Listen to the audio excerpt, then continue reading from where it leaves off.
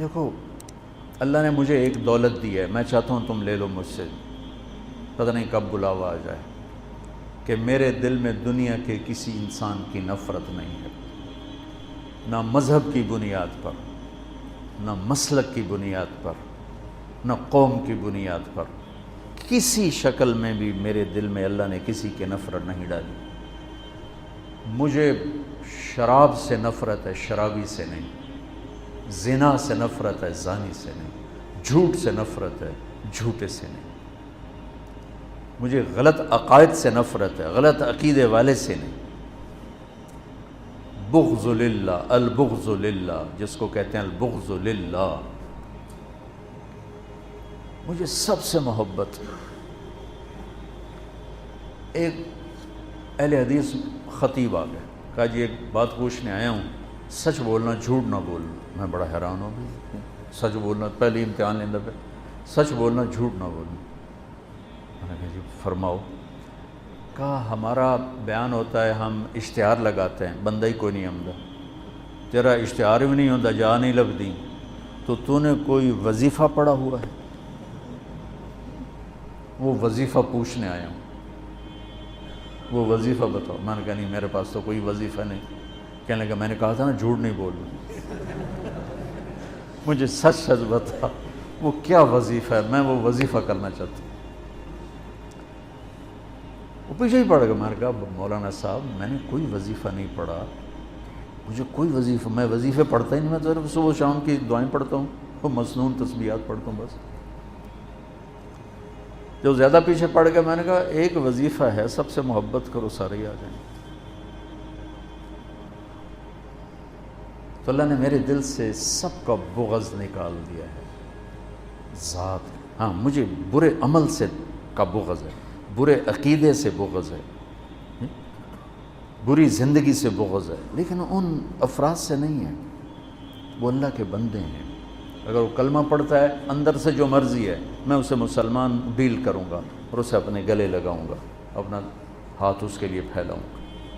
اس وقت دنیا میں یہ سوچ دم توڑ چکی ہے، اور مدرسوں سے نکلنے والے بچے بھی نفرت کی آگ میں جل رہے ہوتے۔ دیوبندی ہے تو بریلوی سے نفرت اس کے اندر میں کوٹ کوٹ کے بھری ہوئی، شیعہ کی نفرت کوٹ کوٹ کے بھری ہوئی، اہل حدیث کی نفرت کوٹ کوٹ کے بھری ہوئی۔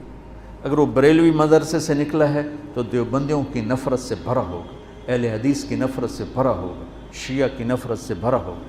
اگر وہ غیر مقلد کے مدرسے سے نکلا ہے تو دیوبندی بریلوی شیعہ کی نفرت سے بھرا ہوگا۔ اگر وہ شیعہ کے مدرسے سے نکلا ہے تو دیوبندی بریلوی اہل حدیث کی نفرت سے بھرا ہوگا۔ بچوں آگ لگی ہوئی ہے، میں بجھانے کے پیچھے پڑا ہوا ہوں، بجھائے گا تو اللہ، میری کیا اوقات ہے، لیکن میں چاہتا تو میری اولاد ہو میرا ساتھ دو۔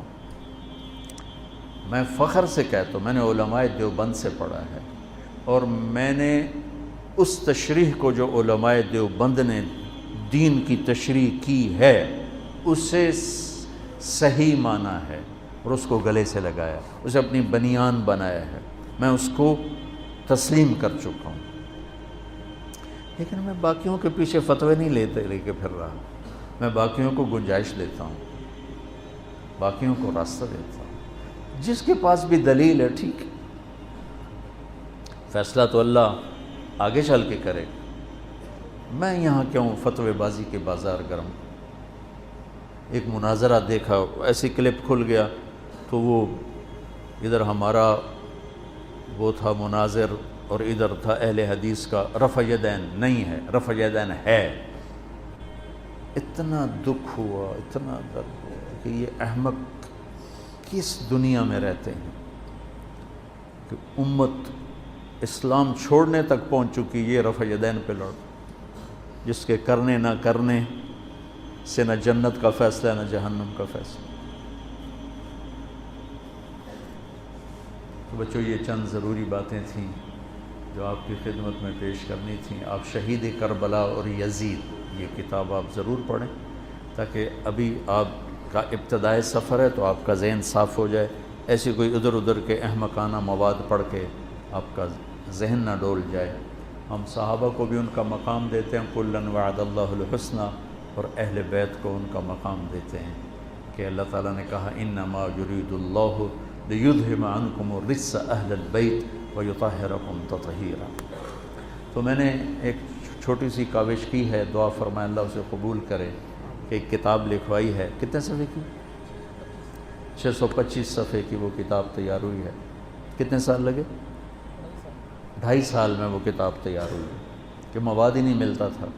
میں کہا شاید ہم یہ جب اللہ مجھے بلائے تو میں اللہ اس کے رسول کو یہ تحفہ پیش کروں کہ آپ کی اولاد کے لیے میں یہ نذرانہ لایا ہوں، اور تو میرے پاس کچھ ہے نہیں، آپ کے در کا مراسی بن کے مرنا چاہتا ہوں، آپ کی اولاد کے تذکرے کرتے کرتے مرنا چاہتا ہوں، ان کی محبت اور عشق میں مرنا چاہتا ہوں۔ امام شافعی نے کیا کہا تھا؟ لو کان الرفض حب آل محمد فلیشہد الثقلان انی رافض۔ اگر اہل بیت کی محبت کا نام ہے شیعہ ہونا تو سن لو میں بھی شیعہ ہوں۔ اگر اہل بیت کی محبت کا نام ہے شیعہ ہونا تو پھر ساری دنیا سن لے میں بھی شیعہ ہوں۔ تم میری اولاد کو برا بھلا کہو تو مجھے اچھے لوگو، اور میری اولاد کے گیت گاؤ تو تم چاہے جھوٹے بھی کہو تو مجھے پیارے لگو۔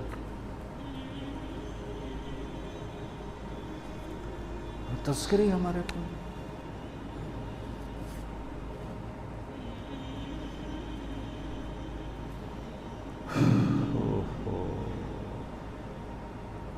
بس حضرت امام حسن جو تھے نا، وہ یہاں سے لے کر یہاں تک اللہ کے نبی کے مشابہ تھے، اور نیچے حضرت علی کے مشابہ تھے، اور حضرت حسین یہاں سے لے کر یہاں تک حضرت علی کے مشابہ تھے، اور یہاں سے لے کر نیچے تک حضرت محمد مصطفیٰ صلی اللہ علیہ وسلم کے مشابہ تھے۔ اس مشابہت کی وجہ سے اللہ کے نبی فرمایا کرتے تھے حسن میرا بیٹا ہے اور حسین علی کا بیٹا ہے۔ تو اللہ نے حضرت حسن کو ذہن فطانت بھی نبوت والا دیا تھا۔ اور عجب، بہت عجب، پڑھو ان حضرات کی سیرت پڑھو، بہت کچھ اللہ نے مجھے موقع، جب میں کبھی پڑھتا تھا مجھے اللہ نے خوب موقع دیا، اور میں نے یہ چیپٹر کافی محنت کے ساتھ پڑھا، بہت سے خلجان پیدا ہوتے تھے، تو پھر اللہ نے فضل فرمایا، ایک صحیح بات تک اللہ نے پہنچا دیا، وہی آپ تک پہنچانا چاہتا ہوں۔ السلام علیکم۔